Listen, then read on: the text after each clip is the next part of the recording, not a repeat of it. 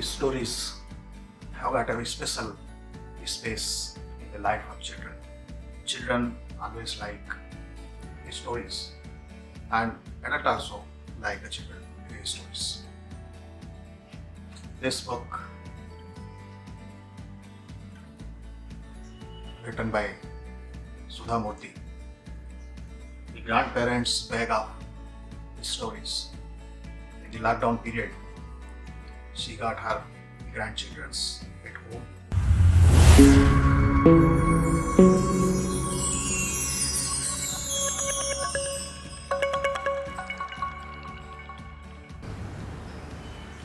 She told a lot of stories to them. And when writing this book, she has taken a very unique strategy. Before starting the story for children, she has narrated the situation at home, the lockdown, the grandchildren, Aditi, Raghu, and Puna, and everything. And how they are helping the grandparents at home in the household, the kitchen, the garden, and other works. And then a lot of stories she has narrated to the grandchildren. And those all stories, around 19 stories are there. And some stories, more than one story is there in the book. The name of Mrs. Sudha Murthy is not new to the people who read books. She is a simple example of simple living and high thinking. The book has been signed by Mrs. Murthy. She has written one sentence there: the books are never failing friends, and real joy is reading the books. Signed by Sudha Murthy. It's when I was traveling somewhere, and as soon as I got the information that this book is market, so immediately I ordered and got it. And once I got it, I could not put it down, and continuously I was reading day and night, though I was doing my duties also. But whenever I find time, it was a great pleasure to read Sudha Murthy's stories, because they are in the backdrop of Indian context, mythological. I will give you some excerpts. Sudha Murthy was born in 1950 in Singaur, in North Karnataka. She did her M.Tech in computer science and is now the chairperson of the Infosys Foundation. A prolific writer in English and Kannada. She has written novel, technical books, travelogue, collection of short stories and non-fictional pieces, and several best-selling titles for children. Her books have been translated into all other Indian languages. Sudha Murthy is the recipient of the R. K. Narayan Award for Literature in 2006, the Padma Shri in 2006, the Amitabh Award from Government of Karnataka for Excellence in Kannada Literature in 2011. Most recently, the Lifetime Achievement Award at the 2018 Crossword Book Awards. So she is well-known personality, and she has a knack to write books, especially for children. Here in this book, there are 19 stories and very interesting titles she has given. The Arrival of Rice and the Children. First story, The World of Wheat. Then Magic Beans, Jagu and the Beanstalk. The Goddess of Luck. Sibling stories. Like that, The Language of the Dogs. In this story, she has told about one poor child who is serving in a big house to the landlord, and some dogs are barking, and somebody says why the dogs are barking, and this poor chap, the child, he says that he understands what the dogs are telling, and then he predicts some future scenario. Some people got annoyed and he was thrown out of the house. Then again the futuristic scenario what the child told became the true story. So this is how the stories have been told. The April shower brings and May flowers. That means if April month, if showers are raining, in the May flowers will bloom. So these are some very interesting this thing. Case of mystery pot, ship on the land. One of the king just he ordered in the kingdom that whether anybody can build a ship which can run on the land. And so a chap came forward and he made this ship, and the king was very happy. And the story goes in a happy mood.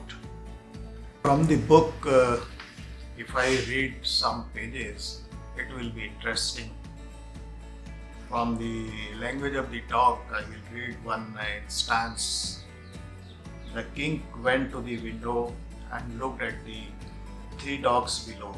Oh, their child belongs to the clan, said the king. Yes, a child owes a lot to the parents, but he also has a responsibility to his clan and the society. With the king's word, the dogs stopped barking, bowed their head, and walked away. The king was happy and rewarded Dheeraj. He said, I want you to become the minister of business. You are intelligent, balanced, and mature. The captain agreed to free Dheeraj of his duties on the ship. He was proud that the boy was being recognized for his skills. This is a very interesting way of writing the. It is simple English. The children can read it themselves.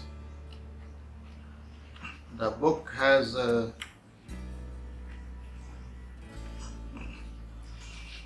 lot of illustrations. Okay.